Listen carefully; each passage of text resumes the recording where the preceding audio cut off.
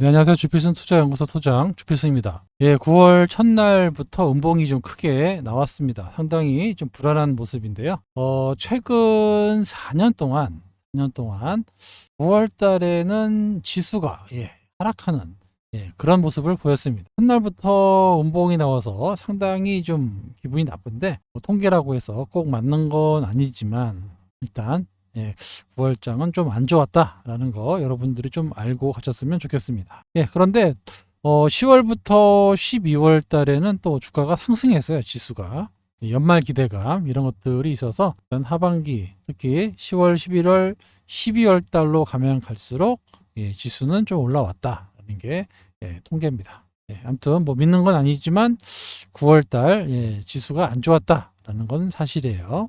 역시 외국인들 매매에 따라서 주가가 크게 움직이는 모습인데요. 외국인들이 최근 들어서 계속 팝니다. 코스피, 코스닥, 선물 시장에서도 많이 장중에 거의 한 7천억 정도까지 매도가 나왔었어요. 많이 줄여가지고 3천억대까지 나와서 본격적인 매도는 좀 아닌 거 아닌가 이렇게 보입니다. 외국인들 매매 보시면 거의 7천원대까지 매도를 했다가 막판에 매수로 돌아서는 선물 시장은 뭐래도 좀 먼저 반영하는 이런 시장인데 일단 매수에 나섰고 매도 금액을 좀 줄였다는 거 그렇게 너무 외국인들이 부정적으로 보지는 않는다라는 점입니다.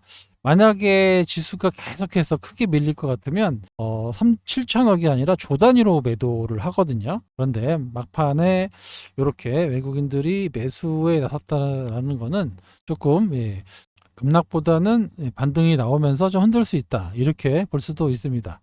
또 이럴 수도 있어요. 이렇게 7천억 팔았다가 차익 실현하고 또 매도했다가 차익 실현하고 거의 데이 트레이딩 수준의 매도가 나올 수도 있습니다. 왜냐하면 요즘에 비차익으로 주식을 많이 팔아요.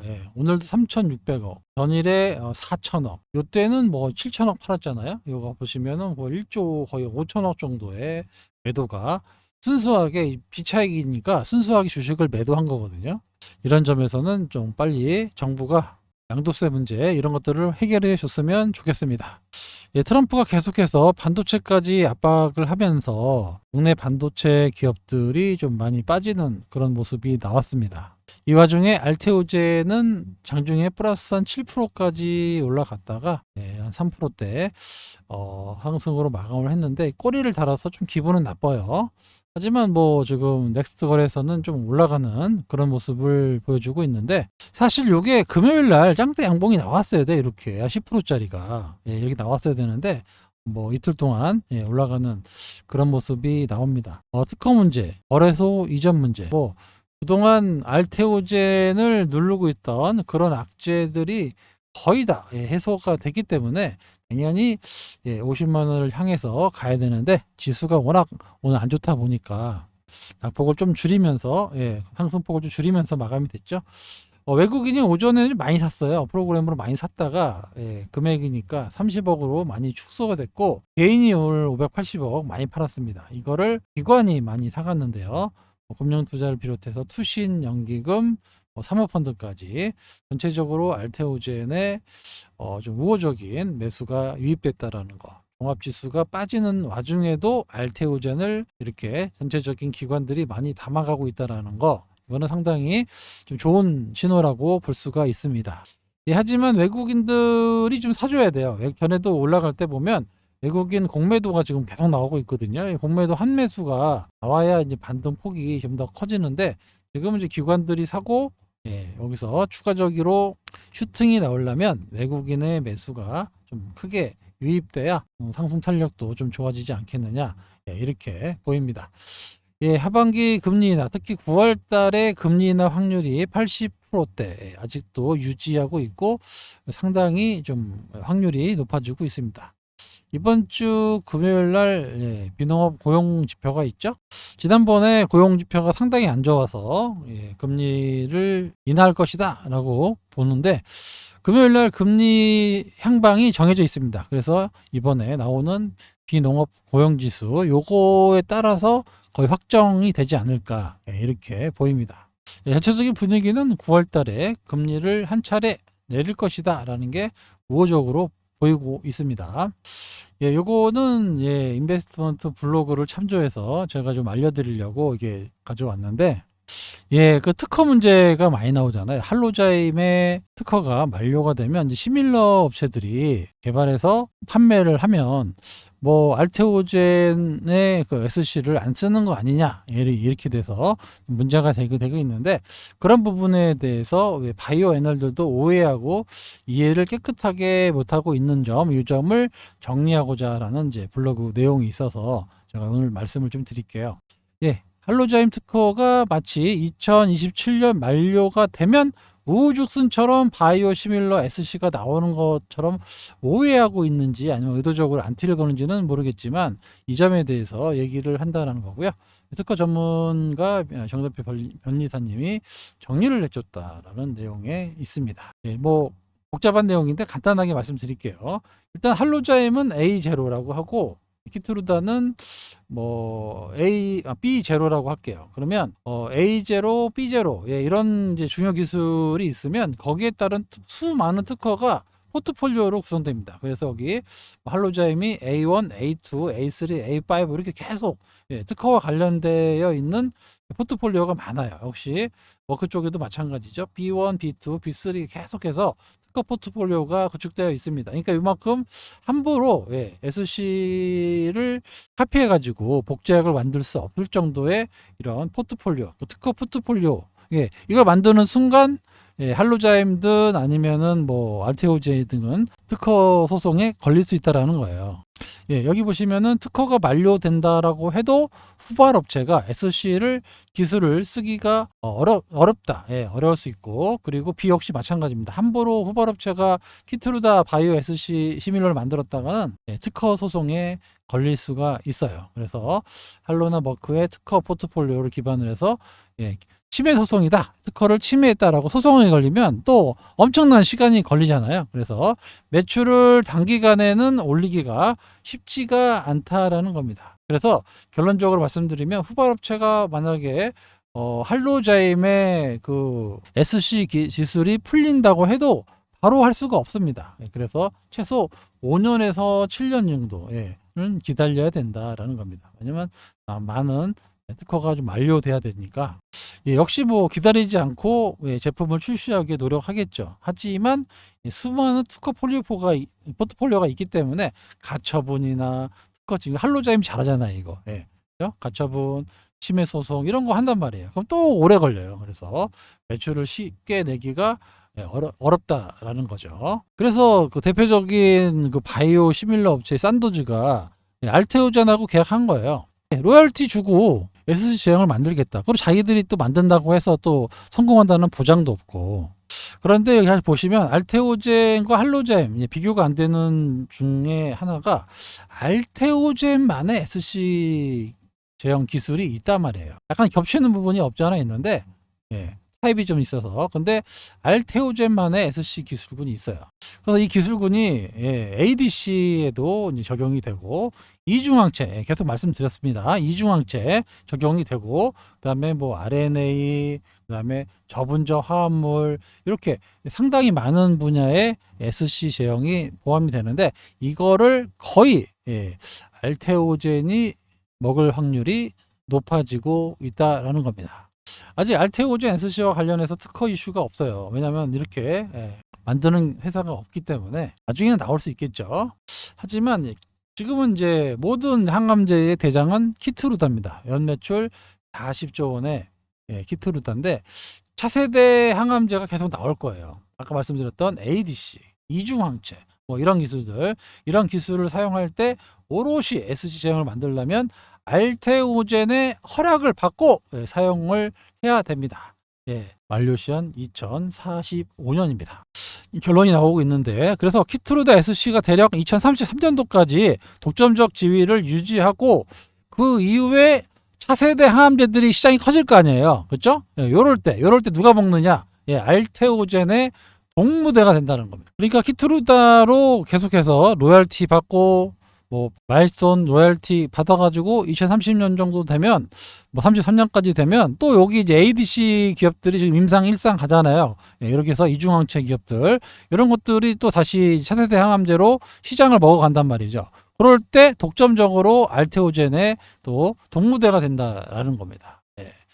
참고로 산도주가 전 세계 1위 바이오 시밀러 회사예요. 그런데 예, 알테오젠하고 계약을 맺었죠. 그래서 2030년까지 판매 금액에 따른 마일스톤을 모두 수령하고 31년부터 약 5조 이상의 매출이 달성되면 최대 13%에서 18%의 로열티가 들어온다라는 겁니다. 그러니까 전 세계 1위인 바이오 시밀러 회사가 결국에 알테오젠하고 계약을 했다라는 게 요게 가장 큰 의미가 있겠죠. 그러니 나머지 후발업체들이 여러 가지 특허를 뚫고 자기들이 직접 만들어서 성공할 확률이 얼마나 되겠냐 이 말이에요. 그죠? 결국에는 알테오젠하고 조인하지 않으면 뭐 특허라든가 이런 소송이라든가 가처분이라든가 이런 거 당해가지고 결국에 약도 못 만들고 못 한단 말이에요. 그럴 바에는 차라리 알테오젠하고 계약하는 게 훨씬 더 이익인 거죠. 왜냐하면 기존에 먼저 했던 사람들이 벌써 성과를 내기 시작하니까 로열티 주더라도 알테오젠하고 계약하는 게 맞는 거죠. 그죠? 그러니까 요게 다시 가면 이제 뭐 33년을 떠나서 40년, 뭐 정말 오랜 기간 동안 알테오젠의 동무대가 된다라는 거예요. 그러니까 알테오젠의 시가총액이 시간이 지나면 갈수록 얼마가 될지 지금 뭐 항상 그렇잖아요.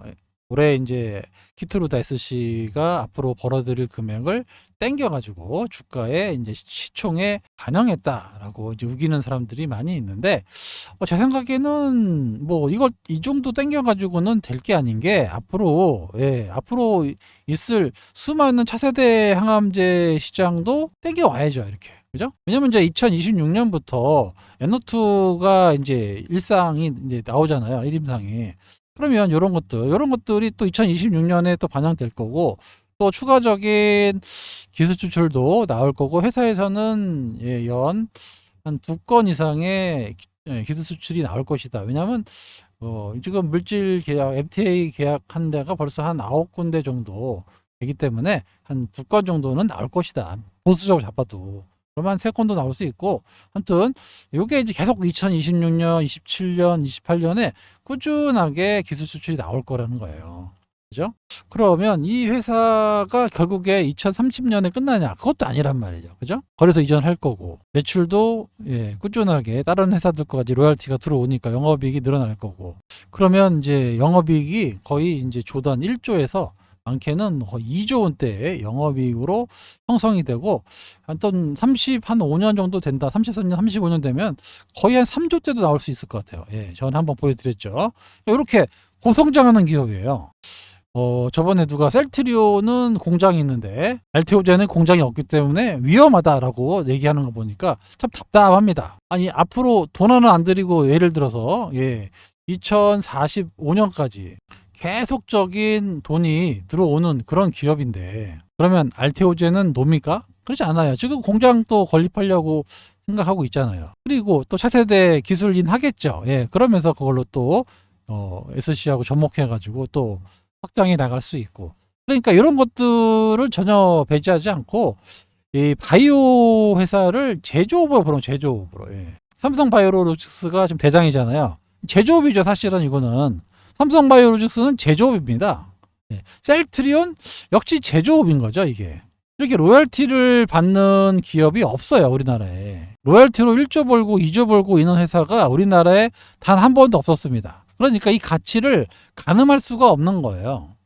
그래서 우리 바이오 애널들도 오해하고 깨끗하게 이해를 하지 못하라는 겁니다. 그렇죠. 할로자임 그 SC 제형 뜯고 풀리면 바이오 시밀러들이 막 들어와가지고 쓰는 거 아니냐. 그게 쉽지가 않다는 거예요. 결론적으로. 할로자임이 또 가만 내버려 두지 않습니다. 알테오젠도 마찬가지죠. 그래서 결국에는 알테오젠하고 계약하지 않고는 SC 제형을 만들 수가 없다. 시밀러 SC를 만들 수가 없다. 이렇게 보시면 될 것 같아요. 물론 만들 수는 있겠죠. 하지만 매출까지 나오려면 최소 5년에서 7년 이상의 싸움을 해야 된다라는 거예요.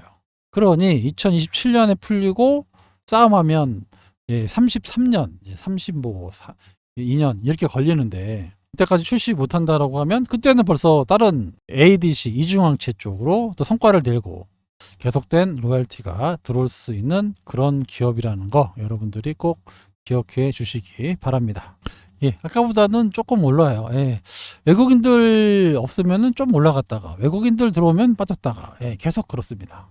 여기가 그 앞전 고점들입니다. 사상 최고치 고점들을 이제 뚫어놓는 자리거든요. 거기를 오늘 돌파했기 때문에 오늘 지수가 너무 안 좋아가지고 하락한 게 있는데 제 생각에는 어제 금요일날 한 이 정도 올랐어야 돼요. 왜냐하면 특허 문제가 거의 없어졌고 거래소 이전 문제도 해명했고 9월 달에 이사회가 열릴 가능성이 높습니다. 그래서 요게 이제 임시주총까지 10월, 11월 정도에 임시주총 이렇게 돼서 거래소 이전을 하겠다라는 얘기가 지금 나오고 있어서 9월달은 이사회 뭐 공시는 안 할 것 같은데 이래저래 그 거래소 이전이 왜 중요하냐면 수급이 일단 받쳐주잖아요. 프로그램 수급이 패시브 매수가 들어오니까 그래서 지금 공매도를 잡아내야 되거든요. 그러면은 여기서 상승 탄력이 좀 세게 질 수가 있어요. 이렇게 그래서 이런 점이 이벤트로 작용할 수 있다라는 거. 그리고 9월 달은 알테오젠의 달입니다. 알테오젠의 SC 제형이 이제 드디어 시장에 이제 풀어지는 그런 해가 되기 때문에 좀 계속해서 주목하실 필요가 있다. 얼마 전에 제가 계속 메지온에 대해서 말씀드리고 있는데 오늘 좀 올라가더라고요. 시장 안 좋은데. 그죠? 이런 것도 계속 제가 말씀드리고 있고 포지션을 가지고 있어요. 소통방에서 계속 그 관련된 종목들 이것뿐만 아니라 다른 종목들도 많이 가지고 있고요. 뭐 아시겠지만 소통방은 멤버십으로만 운영하고 있습니다. 절대 무료방을 하지 않아요. 제가 무료방을 하는 순간 사기치는 애들이 너무 많이 생기기 때문에 카톡, 뭐 텔레그램 무료방 이런 거 절대 하지 않습니다. 다만 멤버십으로만 운영하고 있다라는 거. 제발 사기 당하시는 일이 없도록 주의해 주시기 바랍니다. 알테오젠은 이제 지금부터는 더 이상 거칠 게 없습니다. 악재가 없어요. 단지 수급으로만 왔다 갔다 할 수 있는데 시간이 가면 갈수록 알테오젠의 가치는 더욱 커질 수밖에 없다라고 말씀을 드리면서 오늘 영상 여기서 마치도록 하겠습니다. 지금까지 주필승이었습니다. 감사합니다.